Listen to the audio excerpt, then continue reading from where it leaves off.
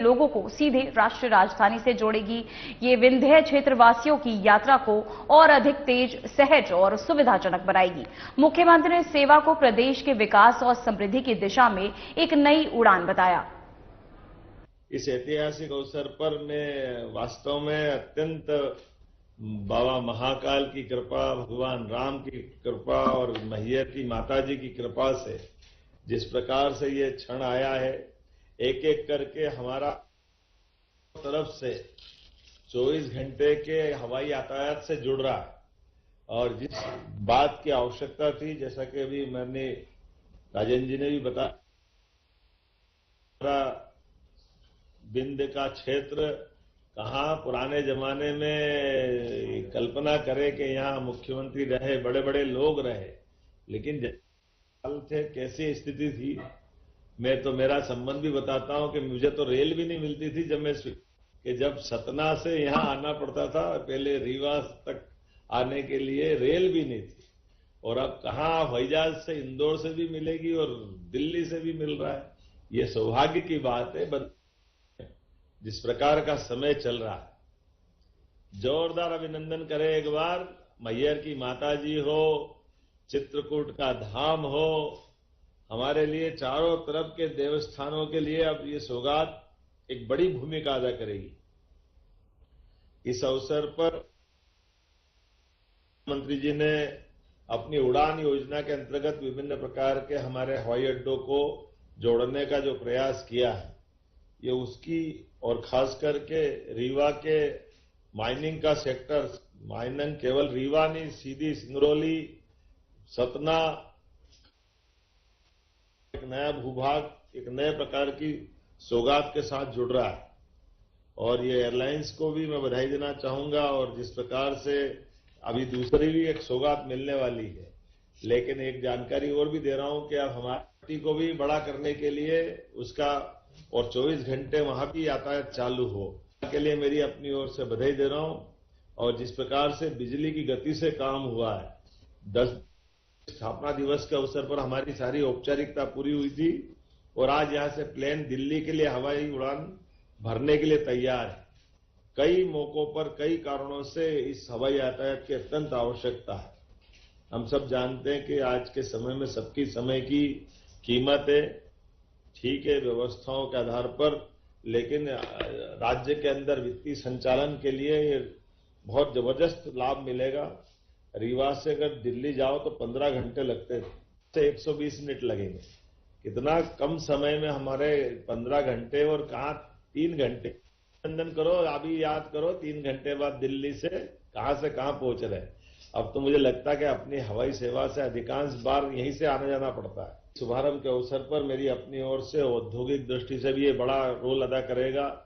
मैं अपने सारे क्षेत्र के क्षेत्रवासियों को भी बधाई देना चाहूंगा, और उम्मीद करूंगा कि उद्योगों के साथ हमारे अपने मां शारदा का धाम मैहर, चित्रकूट भगवान श्री राम का धाम, बांध नेशनल पार्क, पन्ना नेशनल पार्क, अमरकंटक, खजुराहो, ऐसी सभी दूर की कनेक्टिविटी इसके माध्यम से मिलेगी। और खास करके मध्य प्रदेश के अंदर अभी हमने एक और सौगात हेलीकॉप्टर सर्विस की भी प्राप्त की, और उम्मीद करेंगे कि उस हेलीकॉप्टर की सर्विस के अंदर में इसका लाभ भी मिलेगा, ताकि भविष्य में हमारे अपने यहां ही से उड़ के जाना हो, सतना से भी उड़ के जाना हो।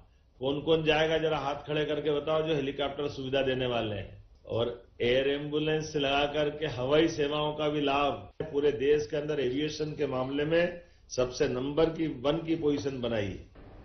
तो वहीं मुख्यमंत्री डॉक्टर मोहन यादव ने राज्य के लाडली बहनों और किसानों को नई वित्तीय राहत देने की घोषणा की।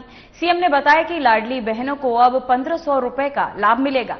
इसके अलावा किसानों के लिए भावांतर योजना के तहत सोयाबीन का रेट 4036 रुपए तय किया गया। वहीं आपको बताते चले ताकि उन्हें बाजार भाव में लाभ मिल सके। सीएम ने कहा कि ये कदम लाडली बहनों के सशक्तिकरण और किसानों के हित में उठाया गया एक अहम कदम है। वहीं राज्य सरकार की कोशिश है कि लोगों को आर्थिक सुरक्षा और लाभ समय पर मिल सके।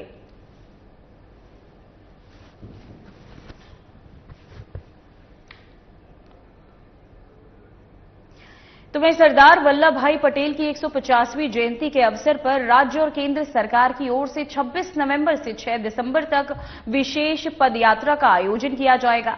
भोपाल लोकसभा क्षेत्र में ये पदयात्रा 3 चरणों में आयोजित की जाएगी, जिसकी शुरुआत 11 नवंबर से होगी। वहीं पदयात्रा के दौरान सरदार पटेल के योगदान और राष्ट्रीय एकता के संदेश को लोगों तक पहुंचाने पर भी जोर दिया जाएगा। सरकार ने जनता से अपील की कि वे इस राष्ट्रीय एकता और सशक्तिकरण अभियान में बढ़ चढ़कर हिस्सा लें।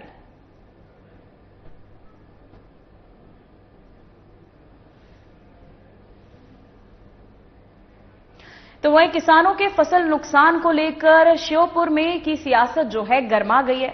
वहीं आपको बताते चले बहस भी इसे लेकर छिड़ती हुई नजर आ रही है। कांग्रेस विधायक बाबू जंडेल ने बीजेपी के पूर्व विधायक दुर्गालाल विजय पर आरोप लगाया कि उन्होंने मुख्यमंत्री से कहा कि श्योपुर में किसानों का कोई नुकसान नहीं हुआ। वहीं दुर्गालाल विजय ने इस आरोप को गलत और अनुचित बताया। उन्होंने कहा कि इतने संवेदनशील मुद्दे पर इस तरह के बयान देना शोभा नहीं देता। मुआवजा प्रशासनिक रिपोर्ट के आधार पर ही दिया जाएगा। जनता सब जानती है। इस बयानबाजी के बाद श्योपुर की राजनीति गर्मा गई। वहीं आपको बताते चले दोनों दलों के बीच और किसानों के मुद्दों को लेकर बहस तेज होती नजर आ रही है। बाबू कहना चाहता हूं कि ये किसानों का विषय है। राजनीतिक आरोप प्रत्यारोप के लिए हमको बहुत समय मिलने वाला है। अभी चुनाव में भी समय है। ये किसानों के संकट का समय है। ऐसी स्थिति में हम तो ये समझते थे कि बाबू जंडेल जी का दुख किसानों के लिए कहीं ना कहीं, क्योंकि वो भी एक किसान के बेटे हैं, लेकिन जिस प्रकार से वो बात कर रहे हैं कि केवल फोटो खिंचाने के लिए दूसरे लोग जाते हैं, मैं ही कर रहा हूं।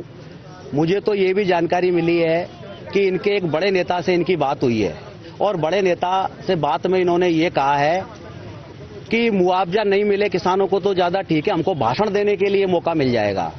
मैं इसके बाद बाबू जंडेल जी की किसी अधिकारी से बात भी हुई कि आप तो ऐसी रिपोर्ट भेज दो जिससे किसानों को मुआवजा ना मिले। तो इस प्रकार की सोच किसानों के लिए यदि हम रखते हैं, गांव के व्यक्ति होने के बाद भी, कि केवल हमको राजनीतिक लाभ मिलने के लिए ही किसान को मुआवजा ना मिले और हम इस प्रकार की बात करें, इसका राजनीतिकरण करें, इसका राजनीतिकरण माननीय विधायक जी को नहीं करना चाहिए। ये कांग्रेस और भाजपा करने का समय नहीं है, ये किसान के संकट का समय है। मैं उस दिन भी आग्रह करना चाहता हूं कि उस दिन हमारे किसान भाई, संपूर्ण किसान जो है हमारे एकत्रित हुए और उन किसान भाइयों ने जो है कलेक्ट्रेट में गए, अपनी बात प्रशासन के समक्ष रखने गए। विधायक जी कोटा थे और उन्होंने कहा कि मैं बीमार था, आईसीयू में भर्ती थे, ऐसा लग रहा था कि ज्यादा बीमार है, लेकिन फिर वो 8 बजे ही पता नहीं भगवान ने उनको जल्दी ठीक कर दिया और वो समय पर आकर और वहां पर जो भाषण दिए, उस भाषण में कहा कि मैं कर रहा हूं, ये कर रहा हूं, फिर उनके समर्थकों ने उनके नारे लगाए। तो मेरा कहने का मतलब यह है कि किसान वहां अपनी लड़ाई लड़ रहा है और हम लोग उसमें अपना राजनीतिकरण कर रहे हैं। वहां हम जिंदाबाद के नारे लगाकर और केवल ये साबित कर दें कि ये आंदोलन कांग्रेस का आंदोलन था, तो वह आंदोलन कांग्रेस का आंदोलन नहीं था, लेकिन इन्होंने ऊपर और अपने भाषणों में यह साबित करने का प्रयास किया कि यह तो कांग्रेस का आंदोलन था।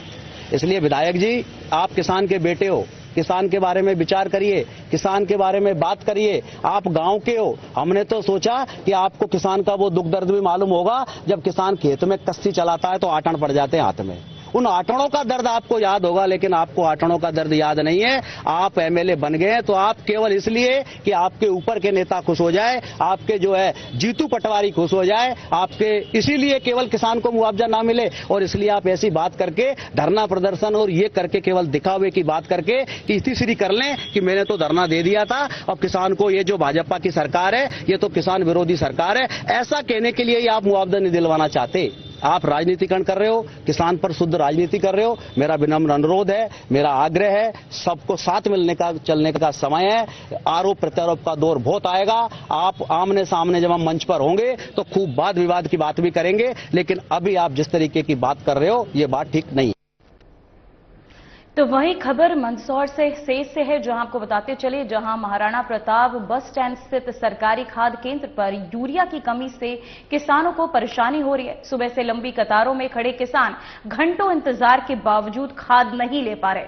वहीं किसानों का कहना है कि खाद वितरण में अव्यवस्था और स्टॉक की कमी उनके लिए बड़ी समस्या बन गई है। उन्होंने प्रशासन से यूरिया की पर्याप्त आपूर्ति सुनिश्चित करने की मांग की है, ताकि रबी फसलों की बुआई में कोई देरी न हो। वहीं खाद्य वितरण अधिकारियों ने बताया कि जितना स्टॉक उपलब्ध है उतने आधार कार्ड लिए गए हैं और सर्वर की समस्या के कारण भी वितरण में देरी हो रही है।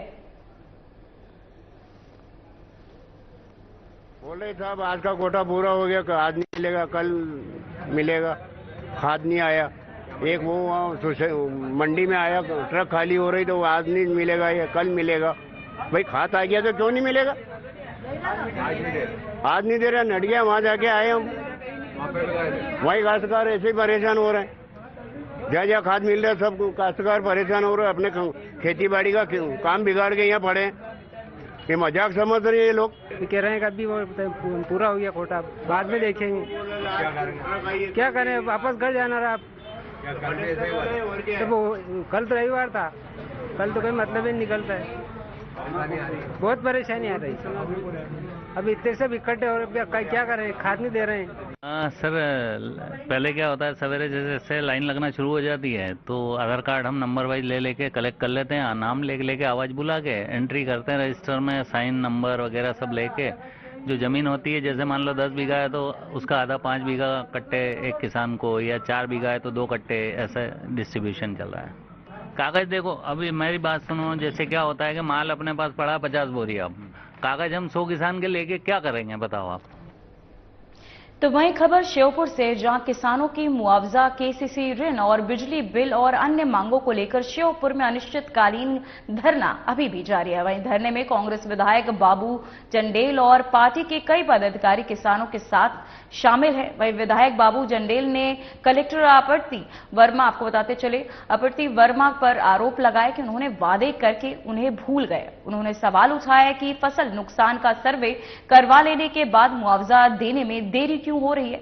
वहीं जंडेल ने कहा कि किसानों का हक उन्हें जरूर दिया जाएगा और प्रशासन को तुरंत कार्यवाही करनी चाहिए। धरना स्थल पर किसानों और पदाधिकारियों की मौजूदगी ने प्रशासन पर दबाव बढ़ा दिया है। किसान लगातार अपनी मांगों के निस्तारण की मांग कर रहे हैं।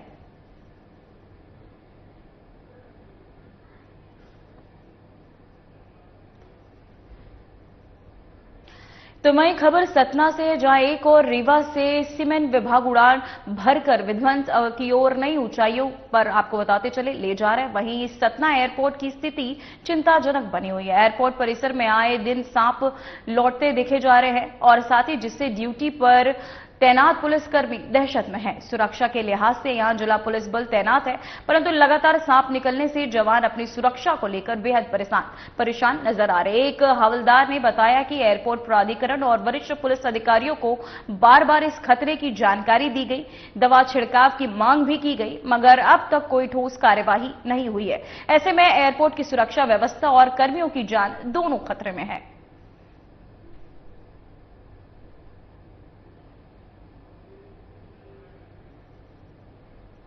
तो वही खबर बुरहानपुर से है, जहां डायरिया के बुरहानपुर में अपना कहर दिखा दिया है और आज आजाद नगर की निवासी महिला रुखसाना बी की मौत हो गई। महिला को हाल में अस्पताल में भर्ती किया गया, जहां उसका उपचार के दौरान उसकी मृत्यु हो गई। घटना के बाद अस्पताल और आसपास के इलाके में हड़कंप मच गया। अस्पताल में अब भी कई डायरिया मरीज भर्ती हैं। मौके पर पहुंचे एसडीएम अजमेर सिंह गौड़ ने परिवार से बातचीत की और स्थिति का जायजा भी लिया।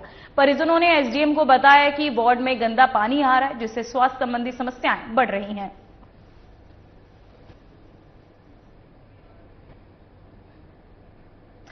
तो वहीं बॉलीवुड अभिनेत्री दिव्या दत्ता ने उज्जैन के महाकालेश्वर मंदिर में दर्शन किए। उन्होंने बाबा की आरती में भी भाग लिया और भक्तों के बीच भक्ति भाव से समय बिताया। इसके अलावा दिव्या दत्ता ने कोटेश्वर महादेव अभिषेक पूजन भी किया।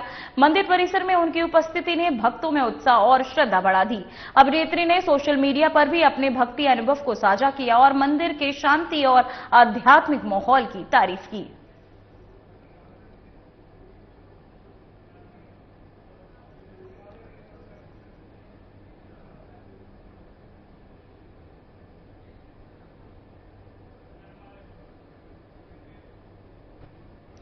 तो वहीं बाबा बागेश्वर के लिए इंदौर में विशेष हवन पूजन किया गया।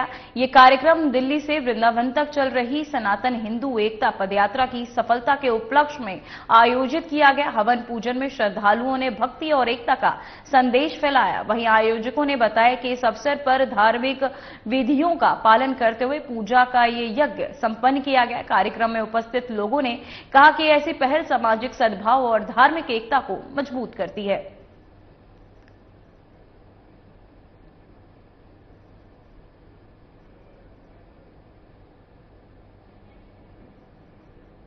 फिलहाल बुलेटिन में इतना ही। मुझे दीजिए इजाजत। नमस्कार।